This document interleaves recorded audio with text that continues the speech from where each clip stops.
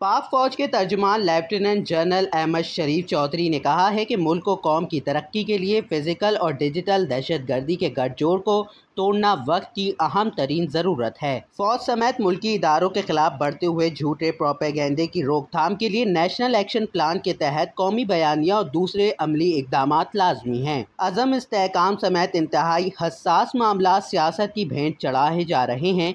9 मई के मनसूबा साजों को सजाएं ना मिली तो फसाइयत मजीद बढ़ेगी। उन्होंने कहा कि अज़म इस्तेहकाम फौजी ऑपरेशन नहीं मुहिम है, एक सियासी माफिया इसके खिलाफ खड़ा हो गया है। तो उसमें कुछ मखसूस नेगेटिव जो अनासिर हैं वो उसमें शामिल हुए।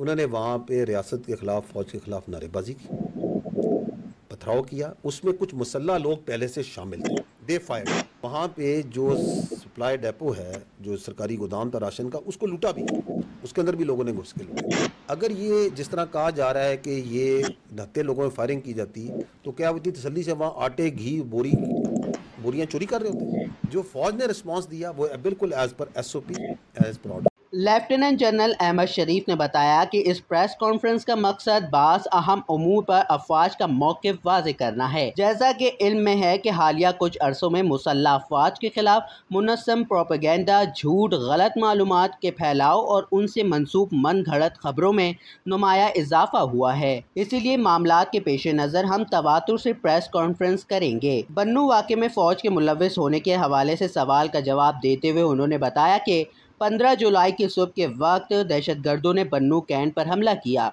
हमारी फौज ने भरपूर जवाब दिया और हमारे 8 जवान शहीद हुए। हमारे जवानों ने हिम्मत के साथ दहशतगर्दों को जहन्नुम वासिल किया।